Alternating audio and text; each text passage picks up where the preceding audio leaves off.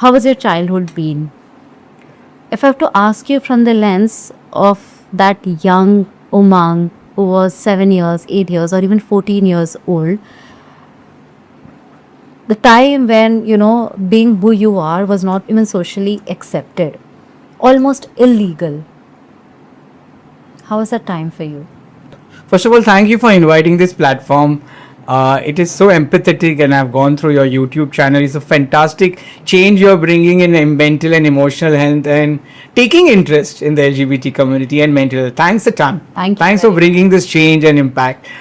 Yeah, I had a very different childhood, when I realized, as you said, the young woman of 6 and 7 years old, I realized that something drastically wrong in my house, And when I compared to other people, we used to live in a chawl in Andheri, and I could see everybody's father coming home at night, and my father never came home for many nights, and my mother would sit and cry.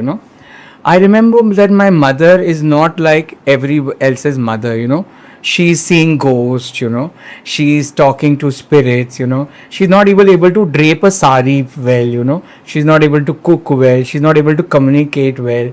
Other people are laughing at my parents, So I grew up being very ashamed of my parents, extremely ashamed that I grew up in a dysfunctional home, where my mother and father used to fight. There was violence, It was not functional in terms. My father was never a responsible person. Whenever he got salary, he went to casinos and gambling houses. Oh, we didn't come home for days, and my mother would sit home and cry. मेरी mummy को भूत दिखते थे. वो मेरे हाँ कितनी बार वो साइकेट्रिस्ट के पास जाके लेके जाते थे. She was like in front of other women, she was very dumb. She would talk crap. My father would not come home. I clearly remember when I was 7 and 8 year old, my father had not come home for 10 days. He had stolen my mother's jewelry, stolen cash from home, and Diwali time where everybody is celebrating and my mom is crying, and it is a huge shame and embarrassment. I've grown up with a lot of shame, embarrassed about my parents. I remember my mother once pouring kerosene in a glass and saying that your father has not come home for 7 days.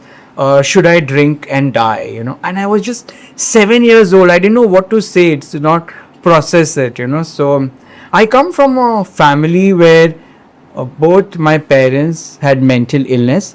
My mother had schizophrenia and my dad had bipolar. So I grew up seeing my mother.